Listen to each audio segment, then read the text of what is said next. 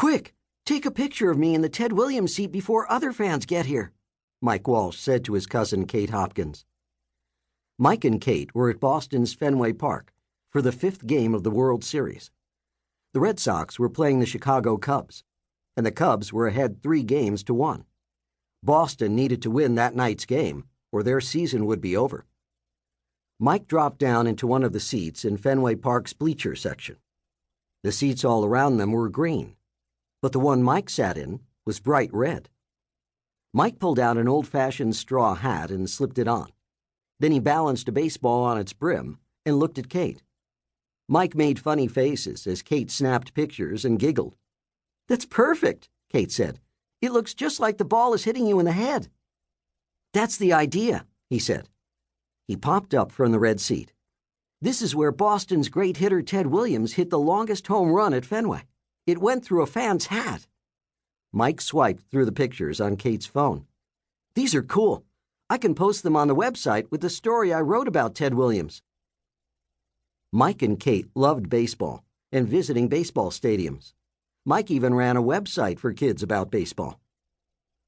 Mike took a few pictures of the red seat in a sea of green seats. It was still 2 hours before game time, so the stadium was empty. "That is where the fan was sitting when it happened," he said. "The Red Sox made this seat red in celebration of that Ted Williams hit." When Mike finished taking pictures, he and Kate headed back into the hallways of Fenway Park to meet up with Kate's mom. She was a sports reporter. She had brought Mike and Kate with her to Fenway Park so they could watch the World Series while she worked in the press room. It was a dream come true for them. "Kate, Mike," said a voice. "Hola," said another. Mike and Kate turned around. It was Louis Lopez from the Chicago Cubs and Big D from the Boston Red Sox. They were just down the hallway with bats in their hands. Big D and Louis jogged over to the kids. Big D reached Mike and Kate first. "Hi, guys. Good to see you again," he said. "My 2 favorite detectives." Big D wore a big smile, like he always did. He was one of Boston's most popular players. He was just about to give them a fist bump when Louis reached out and did it first. Louis was the star center fielder for the Chicago Cubs. "Hey, you know Mike and Kate too?" Big D asked. Louis nodded. "Sí," he said. "Mis amigos. Mike and Kate are my friends. They helped us find out who is damaging the ivy at Wrigley Field." "Muy complicado," said Kate. "That was a tough mystery."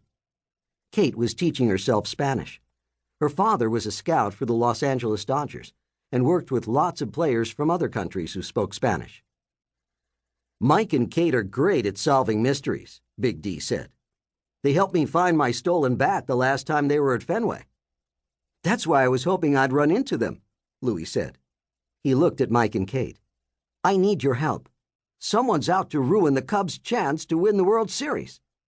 "Ha!" Big D said. "The only person who's going to mess up the Cubs' chance to win the World Series is me." He pretended to give Louis a punch, and they play wrestled for a minute. When they were done, they stood up and caught their breath. "We can settle this tonight," Big D said. "On the field." Louis lowered his head. "We can try," he said, "but someone is out to get us. Last night, someone told the umpires that our pitchers were cheating by messing with the baseballs. The umpires found a bag with sandpaper and grease near our clubhouse. But I know that our pitchers weren't cheating." "As long as your pitchers weren't cheating, it shouldn't matter," Big D said. He shrugged. "Maybe he was a Red Sox fan. They like to try to rattle the other teams. Anyway, don't worry about it. We'll each have another chance to win tonight." Louis flexed his muscles. "I know," he said. "That's why I was just heading for the batting cage." Before Big D could respond, they all heard a strange noise from behind them. There was a clattering of hooves on the concrete floor. It sounded like a horse galloping. "Help me!" someone called out. "Catch him before it's too late!"